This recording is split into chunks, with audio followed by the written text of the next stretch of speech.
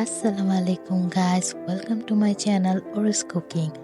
আজকে আমি নিয়ে এসেছি আপনাদের জন্য নতুন একটি রেসিপি, আর সেটা হচ্ছে চিকেন চিজ বটি কাবাব, যা খুব সহজেই আপনারা বাড়িতে থাকা কিছু উপকরণ দিয়ে তৈরি করতে পারবেন। তাহলে চলুন দেরি না করে ভিডিওটি শুরু করা যাক।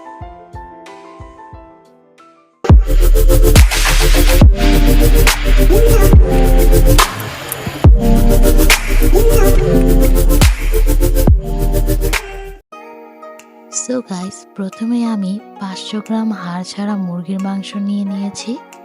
এরপর আমি হাফ কাপ টক দই নিয়ে নিলাম।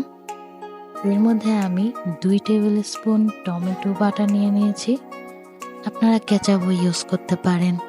তারপর আমি 1 টেবিল স্পুন রসুন বাটা, 1 টেবিল স্পুন ভিনেগার, স্বাদ মতো লবণ, 1 টেবিল স্পুন মরিচ ফাঁকি, 1 table spoon paprika powder, 1 table spoon জিরা ফাঁকি, হাফ টেবিল স্পুন কালো গোলমরিচ গুঁড়া, হাফ টি স্পুন অরিগ্যানো আর হাফ টি স্পুন পার্সলি পাউডার দিয়ে দিচ্ছি, এটা অপশনাল। তারপর আমি কিছুটা চিকেনের মশলা দিয়ে ভালো করে মেখে কিছুক্ষণ ম্যারিনেট করে রেখে দেব। এটাকে এভাবে আমি ঢেকে 1 থেকে 2 ঘন্টা ম্যারিনেট করে রেখে দেব। এরপর আমি একটি প্যানে 1 টেবিল স্পুন তেল আর 1 টেবিল স্পুন বাটার নিয়ে ম্যারিনেট করা চিকেনটাকে প্যানের মধ্যে দিয়ে দেব। 2-3 মিনিট হাই ফ্লেমে এটাকে নাড়াচাড়া করে নেব।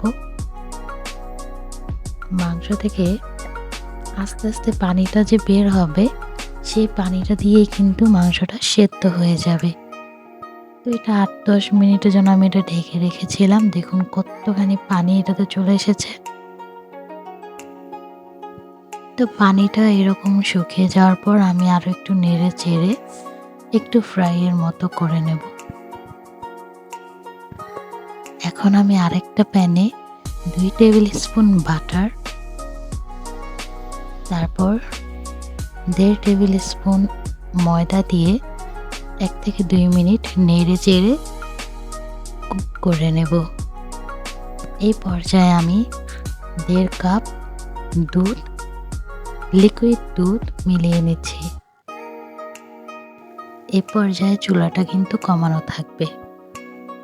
তো আমি এইভাবে নেড়ে চেড়ে স্বাদ মতো লবণ দিয়ে দিচ্ছি, কালো গোলমরিচ ফাঁকি 4 ভাগের 1 ভাগ, গোলমরিচের ফাঁকি 4 ভাগের 1 ভাগ আর অরিগ্যানো 4 ভাগের 1 ভাগ দিয়ে 2 মিনিটের মতো এটাকে নেড়ে চেড়ে ঘন করে নেব। একদম ঘন করার দরকার নেই, টেক্সচারটা ঠিক এরকম হলেই হবে। এরপর একটা গরম সিজলিং প্লেটে বাটারটাকে এভাবে স্প্রেড করে নেব। এরপর এর মধ্যে কুক করা চিকেনগুলো এখানে দিয়ে দেব। এরপর আমি যে সসটা রেডি করেছিলাম সেটা এর ওপরে ভালো করে ছড়িয়ে দেব।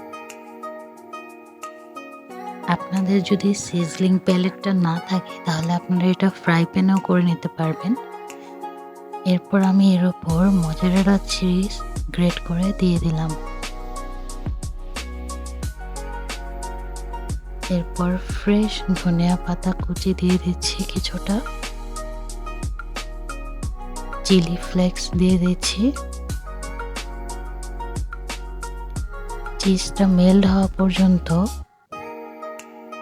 একটু অপেক্ষা করে নেব। দেখুন কি সুন্দর হয়েছে আমার চিকেন চিজ বটি কাবাবটা।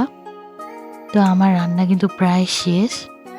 রান্নাটা কেমন হয়েছে অবশ্যই আপনারা কমেন্টে মতামত জানাবেন, আর লাইক কমেন্ট সাবস্ক্রাইব করে পাশেই থাকবেন। Bye bye.